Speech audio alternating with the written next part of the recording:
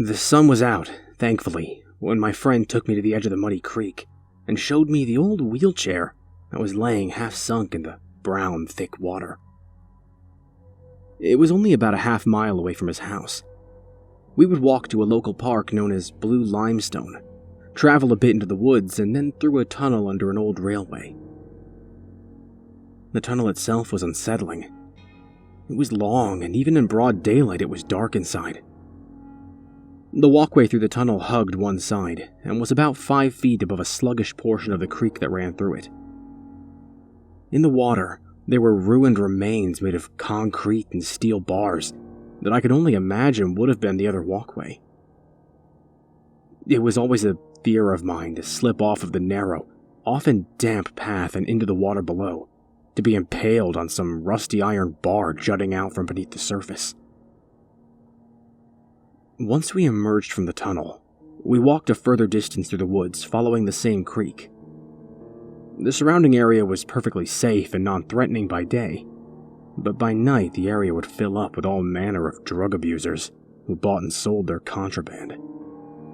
Sure, dark woods at night can be creepy, but there's almost nothing scarier than an ill-intended human being.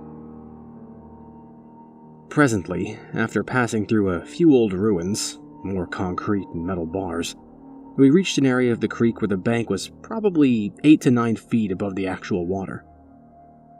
Along here, there was a well-traveled dirt path that we took and turned off only briefly to find a small outcropping over the water. In the water was the object my friend wanted to show me. The old wheelchair. The thing was, quite frankly, pitiful to look at. It was covered with a variety of muck and marine plant life as it sat, half submerged in the muddy water. From what wasn't resting under the surface, it was pretty easy to tell that the thing was a dark reddish brown, a rather common color for wheelchairs. At first glance, it looked like just old trash, but something intrigued me about it. My friend was pretty interested in it too. After all, he had come all the way out here to show it to me. "I'm gonna pull it out," I said after a moment of thinking. He looked at me and raised his eyebrows. "I don't think you'll be able to," he said as he looked down at the water. The bank was nearly completely sheer, and it was composed entirely of rock. It was like a miniature cliff. However, I was feeling rambunctious and was only urged on by his doubts to impress him. "Watch me," I said cheerfully, pulling off my shoes and socks and setting them on the outcropping. He didn't try to stop me. In fact, he almost seemed pleased that I was going to go for it. Clambering less than carefully down the cliff was no problem. I'm 6 feet tall, and it took little effort to drop myself gently down to the sliver of an edge that remained at the bottom by the water. Now that I was down there, though, the wheelchair certainly looked a lot further out, and I nearly instantly bemoaned my boast of retrieving it. But I wasn't the first one who had tried to get his hands on the wheelchair, which was looking increasingly unattractive the closer I got. Wedged into the wheelchair was a long branch covered in greenish-white lichen, and I seized it eagerly. I pulled gently, half expecting the stick to pop out and lose the wheelchair for good. The wheelchair began inching closer. I nearly yelled in triumph and drew in the cursed thing as close as I could. I tremble now to think how eagerly I reached out to touch it and grab it. Pulling it out of the mire, I looked up at my friend. He seemed slightly impressed, but mostly disgusted. "I'm not touching that thing," he said, matter-of-factly. I couldn't blame him. The old, wet vinyl was making my hands itch and burn a little already. But I didn't need his help. I had hold of the wheelchair, and no little cliff was going to stop me. I'm not really sure how I managed to climb up the cliff with that soggy mass of rusty metal and stagnant, rotting vinyl in one hand. But I did, and I scrambled enthusiastically to the bank, the wheelchair in tow. "There," I said triumphantly, trying to make the wheelchair stand on its own. The axles had rusted out, though, and the thing kind of leaned pathetically off to one side. To me, it seemed more like a corpse than an inanimate object. "God, it smells," my friend said. Despite this fact, he leaned in closer to inspect it, genuinely curious. I, on the other hand, stepped back to observe my handiwork and take a good look at it. The thing was amazingly grotesque for what it was. Stringy water weeds hung from the parts that had been underwater and dripped slowly on the ground. All the metal had been rusted badly, while the material that had been underwater was in a severe state of decay. The vinyl that hadn't been submerged was cracked, dry, and flaking, creating an interesting contrast. "This thing is completely awesome," he said in awe. "I can't believe you got it up the cliff." He pulled out his digital camera, which he always had with him, and started snapping pictures, circling around for better lighting and angles. "I know, right?" I said excitedly. I loved to do things that were slightly crazier and off the beaten path. As he continued to capture pictures of our new pet, I looked down at my clothes. I was fairly filthy, and it wasn't up for debate whether I smelled or not. "We should probably get out of here," I said. My hands, which I had up till now forgot about, were starting to irritate me again. "All right," he said, straightening up from a particularly elaborate shot. "You can shower at my place, though we should check this out again later." I agreed. Though as we walked away, I couldn't help but feel as if the thing was watching us. I fought the urge to glance back at it, and for some reason a tangible sense of relief washed over me as we rounded a corner and slipped back into the safety of the woods. "What the hell?" I whispered. I glanced at my friend. His mouth was slightly open. "Well, that's not creepy at all," he said sarcastically, though worry and concern had crept into his voice. The godforsaken wheelchair hadn't moved an inch since we left it nearly 2 hours ago. But what was troubling was that it was still dripping wet and was surrounded by flies. My stomach leapt to my throat, but I didn't think for a moment of turning back. I was frickin' pumped now. This was simply too cool. My friend must have felt the same way because he walked up to it, albeit cautiously. And after all, it was still late afternoon and plenty light out. Oddly enough, the smell was still lingering too, though it was easy to rationalize it as just being the stagnant water. "I'm surprised somebody didn't just kick it back in the water," I said, circling the wheelchair, looking for anything abnormal. I noticed that the decaying material had taken on a whitish, almost pus-like appearance on the really bad patches. It was this that the flies seemed to be most attracted to, and possibly the source of the foul smell. I was tempted to cut some off with my trusty Gerber pocket knife, but thankfully thought the better of it for once.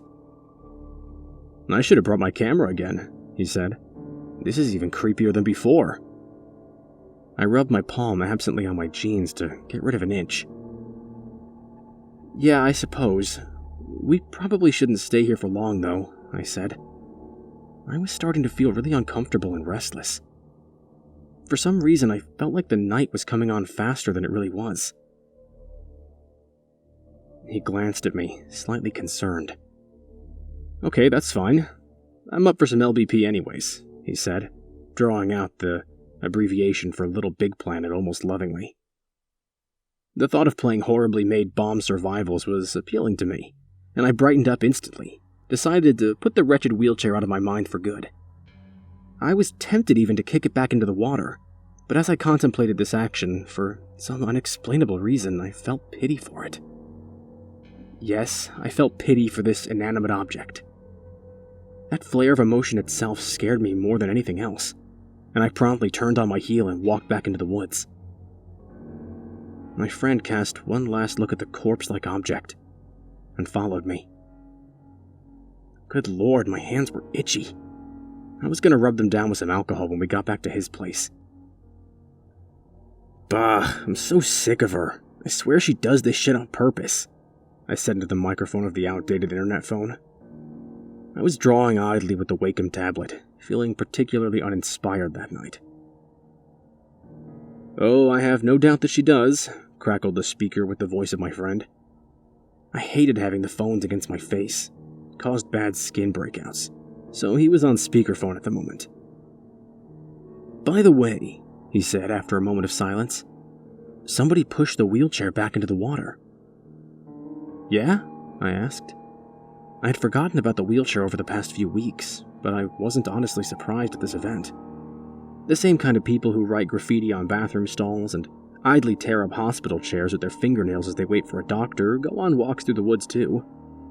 Someone innately destructive wouldn't be able to resist kicking an easy target like that 9 feet down into the water. "Yeah, I think it'd be fun to pull it out again. Maybe we could put it in the tunnel and creep people out."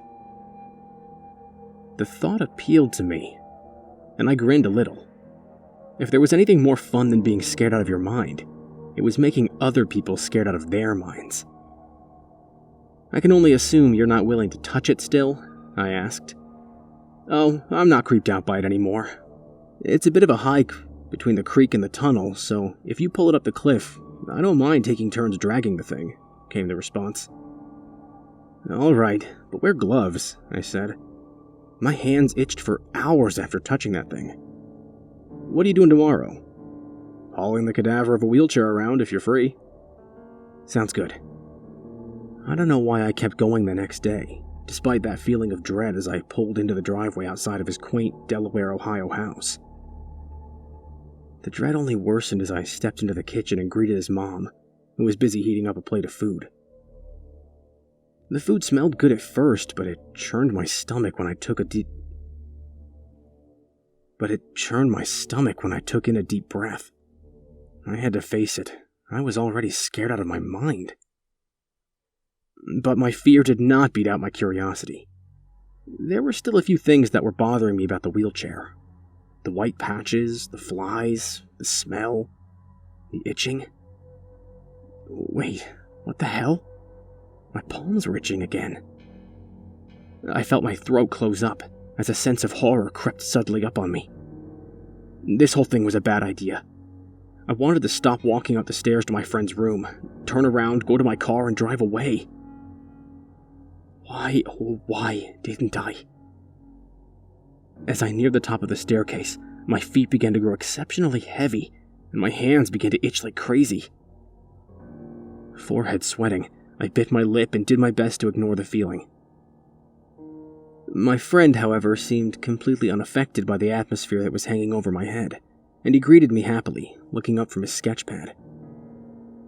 I felt relief at seeing him so blithe and unworried, and laughed at myself a little, feeling the dread slip away. Leaning over his shoulder, I looked at his work. There were 2 girls in a pool of water splashing each other, each featuring a set of fox or cat ears, done in his own unique anime manga style. "Impressive," I said. His artwork had always amazed me. "Thanks," he said, slapping the hard-covered sketchpad closed and standing up. "Anyways, I've been waiting all morning. You ready to go?" I felt the dread creeping up on me again, but I swallowed it down. "Sure," I said, rubbing my hands together to relieve the itch. He frowned at me. "Still itching?" he asked. I grunted, unwilling to admit the truth, lest it made the situation seem even more real. "Yeah," I said bluntly. "Only when I walked into your house, though. I think it has to do with being close to that wheelchair." I swallowed a dry goblet of spittle. There, I'd said it. He frowned a little, and then brightened up. "It's probably just the cats," he said. "I have cats," I pointed out. "And even if I didn't, why the hell would my hands start itching?" I scratched them again, this time openly and aggressively. "Clark has feline leukemia," he replied, as if this offered some sort of explanation. Great. So I had either contracted hand leukemia, if that was even possible, or I was reacting to my proximity to the wheelchair. My lucky day. "Let's get this over with," I said, sighing. "We don't have to do it," he told me. I grunted. "Nah, I want to. It'll be fun to scare people. And besides, I think I need to convince myself that there's nothing wrong with that wheelchair. I've been scared to death ever since I got here. This seemed to trouble him, but he didn't press further. As we walked back down the stairs and he grabbed his jacket, it was now early fall and Ohio weather gets cold quickly, I felt the dread growing again.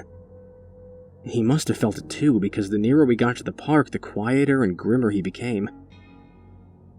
"Curiosity is a real stick in the mud, huh?" I asked. He smiled and agreed, and we both cheered up. Now, if I hadn't have said that, maybe we wouldn't have cheered up, and then maybe we may not have gone back in the first place. But what's done is done, and there's no point looking back now. It was just like he said. The wheelchair had been thrown back into the water. Only this time it had flipped over, so the back of the chair was peeking out from under the sluggish creek. It was deeper, too, than before, but maybe the water was just higher. I had remembered I used a branch to fish it out the first time, so I snapped off a dead piece of wood from a nearby tree and tossed it down the cliff. Then, not bothering to take off my waterproof boots, I'd come more prepared this time, I clambered down and hooked the branch through an exposed portion of the wheel that peeked up out of the water. Carefully, I pulled it towards me. At first it seemed stuck, but then it began drifting slowly in after a bit more encouragement from my branch. It was heavier than I had remembered. Was it just more waterlogged from being more deeply submerged? As it neared me, I saw something gray show underneath the wheelchair. Great, the thing was completely caked with thick mud underneath.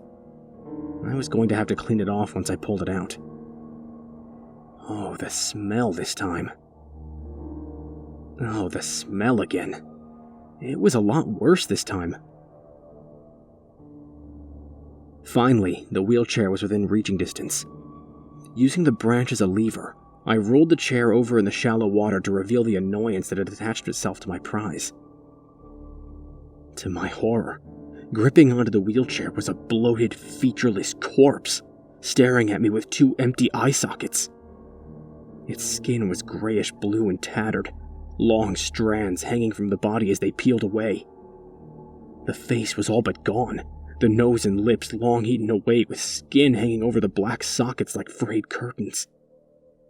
And yes, it was gripping the wheelchair as if it were still alive, and sinewy muscles could be seen under the slimy remains of the peeling skin.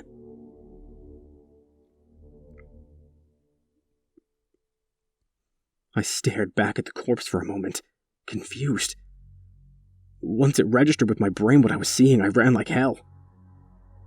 Not much stuck with me after that, and I barely remember scrambling up the cliff, though an ugly scrape on my knee that later got infected served as a reminder for that. My friend, on the other hand, had gotten a bit more of a vivid picture of the corpse, thanks to his vantage point, and had sworn that it had been trying to get out of the water at me. He specifically recalled the wheelchair tipping forward at me as I turned to run, its movement stopped only by the stick I had lodged in the spokes to retrieve it. Of course, this could have just been natural gravity at work, but I didn't know for sure.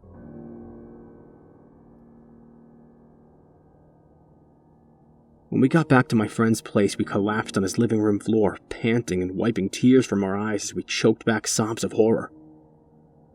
However, as I regained some mental stability and motor control, I realized I was absolutely delighted. Yes, it was scary as all hell, but this was also awesome. The adrenaline and curiosity mixed together to form the most incredible cocktail I ever experienced. Oh God, what is wrong with me? Thousands of things went through our heads in the span of a few short hours. We argued about the possibility of it being a different wheelchair than the one we had taken out of the creek the first day, though why it had a corpse strapped to it was a different story. We also reasoned that it could have been a prank or a sick joke. Maybe it was even a murder. However, once we had become relatively calm, we came to the general consensus that we had to do two things: confirm what we saw, and also record it. I took his camera, and he borrowed his parents' digital recorder. It was still broad daylight. What was the worst that could happen? The film is worthless. I don't have any. When we got to the creek, it was gone. there was no trace of the body or the wheelchair. My friend started recording, and we did a jittery search around the entire area. Even more flipped out, and regretting our decision now, I think we both decided it was high time to head back. Looking back, I think we weren't so freaked out to see it was gone because we were so relieved that it was gone. He flipped off the camera and never turned it back on. Like I said, it was worthless because all we recorded was the bank.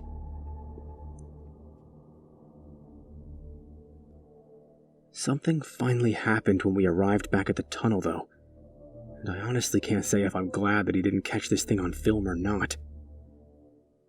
Once we were about halfway through the tunnel, and in the darkest part, my friend froze up and pointed a shaky finger up ahead. It was a silhouette of a wheelchair, and in it, a peeling, bloated figure with its head lolled to one side. It seemed to be inching towards us, and the sound of squeaky, grating metal screeched through the tunnel, as well as an odd, sloshing sound. The world blurred as I turned and ran, only a split second slower than my friend. I think it did something because I remember we both slipped and fell at nearly the same time. It wasn't natural, though, because we were sent sprawling not forward, but into the creek below the walkway.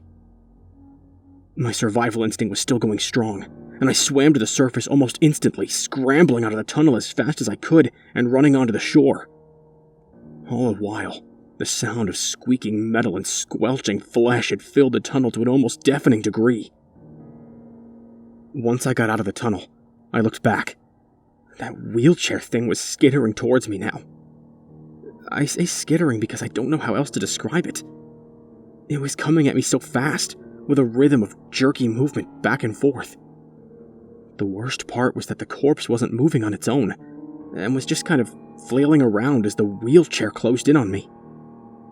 I could have sworn I saw the head tear off before I turned and ran.